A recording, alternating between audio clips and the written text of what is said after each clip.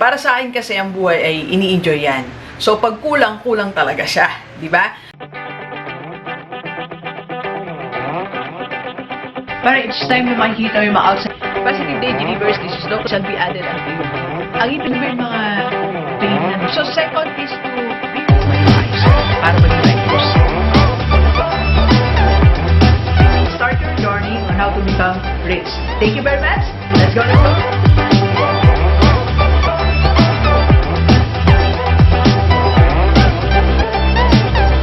Positive Day Delivers. This is Dr. Gigi Disunga from I Can Change Project. Magandang umaga sa lahat ng mga delivers natin.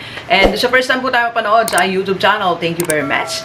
Please subscribe, click na po yan, Doc Gigi Disunga. And sa lahat ng mga gustong magpa-code sa atin, online muna tayo. And if you want to start, advertise, or improve your business, message ka lang 0939-525-4311 or sa aking FB page, Dr. Gigi Disunga. Okay, and meron tayo ngayong ginagawa this month of August. Group coaching po yan. Everyday 7 p.m. So, if you want to join, message ka lang sa aking page mismo. Okay? Or sa aking number. Right? And another announcement. So, if you need software management or database management in your company, so we are in partnership with Inspire. So, we can provide IT solution in your company. Message ka lang po. And Rockstar Skills University is still open. We are accepting students who want to learn foreign language like Mandarin, Spanish, Korean. And if you want to write your book or if you want to become the next rockstar vlogger, speaker, coach, and other skill, we're going to convert that to high-paying skill. Just message us, okay? Alright, so step-by-step money management. Yan. Paano nga ba yan, Doc? Alam mo, madalang ako magsabi nito. Kasi, like ko kasi sinasabi na magkaroon tayo ng enough resources. I don't, actually to be honest, I don't focus on budgeting talaga. I don't focus on ibang mga ipon, ganon, tipid, budget, and all that. So, para sa akin kasi ang buhay ay ini-enjoy yan. So, pag kulang, kulang talaga siya. Di ba? So, pero ngayon, gusto kong bigyan kayo ng idea. So, part of this, ito po yung ginagawa ko sa aking, sa mga blessings na binibigay ni Lord sa atin. Okay? Alright, so, pero bago natin puntahan itong money breakdown natin is, meron muna tayong target, okay? So, meron akong challenge sa'yo, deliver, okay? So, ang challenge ko ganito, do not, right? Do not do this unless you have this target. Anong target mo, Doc? At least meron tayong 2 sources of income. So, yan muna ang una nating pag-isipan. Alright? Kasi alam nyo ako na-experience ko po, matagal na panahon one source of income lang talaga ako. For how many years? So, minsan kahit na anong gawin mong budget, kasi pag naka-fix siya, wala tayong magawa. Kasi, yun na talaga yung budget mo. Meron kang gustong pag ganito, ganito. Hindi mo talaga mapigilan na mag-loan, hindi mo talaga mapigilan na mag-cash advance, or mahutang. I've been there I've been there. Nung one source of income lang tayo. That is, matagal din po yun, mga kaibigan. So, yung pinagdadaanan mo ngayon, pinagdaanan niya ni Doc. Okay? So, something like that. Okay? Kaya ang ano ko po sa iyo, ang challenge ko po sa ating lahat, okay? You sit down, then mag-pray ka. Sabi mo, Lord, I want another source of income. Okay? So, kung employed ka ngayon, +1. Okay? Kung OFW ka, +1. Okay? Kung meron kang negosyo, have +1. Alright? So, dapat meron pa tayong isang source of income bago tayo magpunta dito. Doc, paano ba?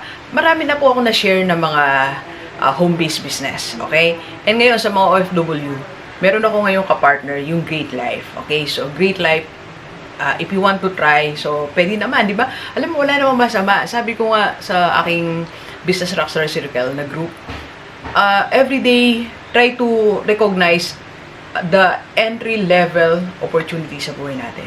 May mga minsan opportunity, may mga offer sa atin, ini-ignore natin. Why don't you give it a chance? Okay? Bigyan mo siya ng chance. So, ngayon, if you are interested sa bago nating partner ngayon, Great Life, okay? Or, if you want, nandiyan yung, yung profile ni Ma'am Girlie, lagay natin dyan. Or, Doc, I'm not interested in that. Gusto ko talaga, I work on my skill. So, if you want to work on your skill, so, I can also help you. Okay? So, pwede manggaling sa skill mo. Pero ako po, from principal, so, nagkaroon ako ng, bali ang other source of income ko coming from being a speaker, a vlogger, a coach. So, I use my skill. So, marami tayong options sa buhay, kapatid. Kaya huwag kang mag-settle sa one source of income lang, okay? So, pag nakabuo ka na ng two sources of income, punta ka na dito. Breakdown, okay? Again, this is just a sample, alright? So, sample ko lang po to and part of it ay ginagawa natin. In breaking down your budget, money management system, there are non-negotiable. Ibig sabihin po ng non-negotiable, kahit anong mangyari, hindi mo siya pwedeng hindi gawin. Okay? Non-negotiable, hindi pwedeng next month na lang. Hindi pwedeng after 3 months, hindi po pwede. Okay? So, paano yan, Doc? Ito po siya. For example, sa akin na 10% kasi, tights kasi yan eh. So, non-negotiable talaga yan. So, yung ayos ko ng mga salapi, taga-kuha ko. Kasi weekly po kaming, nagbabank. So, hiwalay na talaga siya, 10%. Right? So, hindi ko alam kung yan ang faith mo, yan ang mo, pero para sa akin yan. So, or you want to term it like, I want to give it, diba? So, sa church, or something like that. Okay? Alright, so, then, meron akong 20% for investment. Okay? Ito rin, non-negotiable din yan. Kasi meron ako mga binabayaran na investment ko, like IMG Kaiser, of course, I have insurance, then I have money market, so may mga investment tayo na pinaglalagay niyan, okay? So, I want you also to do the same. Kasi ito yung natin parang buffer. Pang-retirement natin, o kaya naman pang mo yan. So, in 5 years, kung makuha mo na yan, if you want to venture to bigger things in your life, so, diyan mo kukunin, okay? So, that's 20%. So, it's up to you kung ilang percent, okay? So, again, 20% is for my play. Hindi siya play money, kasi, I love to venture to different things, Nagbe-venture talaga ako sa iba-iba. Hindi ako nag-stick dun sa whatever I have right now. Nag-stop na ako, hindi. I'm spending money for other business ventures. For example, ngayon, yung Great Life yan. So, I finance that. So, ngayon, yan yung pinagtutunan natin ng pansin. And, meron pa tayong isang dinidevelop, like yung may farms, mini farm sa Pampanga. So, plan ko kasi siyang pataniman, ganun, so something like that. So, that's 20%. So, yung 20% of my money is, hindi ako nanghihinayang dun Kung matalo, it's okay. Kasi, meron naman akong mga lessons na natutunan. Diba? So, hindi siya guaranteed na kikita tong 20% ko. But, I'm willing to take the risk. Yun kasi ang buhay Pag hindi tayo nag-try, wala. Diba? Paano malalaman na ito palang negosyo na to yung mas makakatulong sa'yo, sa family mo, sa ibang tao? Ako kung hindi ko tinry si YouTube channel, diba? Hindi ko kayo na-discover. Hindi lumaki yung network ko. If I did not try FB page live, now I'm paying stuff for that. Nagbabayad po ako doon ng team ko. So, I cannot have more clients. By the way, you watch my FB page live every 11 a.m. po. Diyan po sa aking page. Okay? And if you want to sponsor one of my lives, pwede po. So, what I'm trying to say is, meron tayong 20%. Kung masyado malaki, pwede sa'yo 10%. For example, 10% is like nakakaipon ka ng 2,000 a month. In 5 months, naka 10,000 ka. So, pwede mo meron ka nang maisip na maliit na negosyo dyan. Or maliit na project. Or product na gusto mong i-develop. So, you have 20% for that. I call it play money. Okay? Hindi, play money I play game. Okay? So, I love this. So, dito ko excited every day. Anong pwede ko pang gawin? Okay? Alright, 10% naman is for, meron tayong kasi tinatawag na happiness. Happiness, pwedeng travel, shopping, I buy books, or whatever. So, I stick to that 10%. So, meron tayong 10%. Okay? So, dapat meron tayong funds for that. Meron tayong something like, look forward to. Like, nung hindi pa ganito situation natin, every Saturday, lumuluwas ako. So, kasama na doon 20%. Nagko-coach ako, then in the afternoon, magko-coffee na ako ng team ko doon. Then, mag-shopping tayo. Something like makes me happy. Huwag natin kalimutan na maging masaya tayo in the process. Yes, I want us to be rich. I want us to be wealthy. Pero kailangan din happy tayo. And to be happy, we need to spend money. Totoo po yun. Hindi po libre ang happiness. Well, tama yun. Pwede tayong maging masaya ngayon. But there are certain level of happiness kasi that you need to spend money. For example, I want to wear this.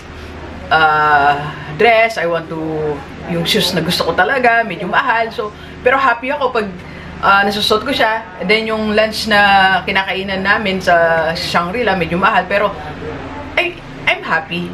So, you also spend money for your happiness. Okay? Kasi buhay, ganun lang yan eh. Hindi mo naman alam kung kailan tayo mawawala. At least we experience to be happy. And that's the gift of God. Give ni Lord sa atin yan eh. Na maging masaya tayo. Diba?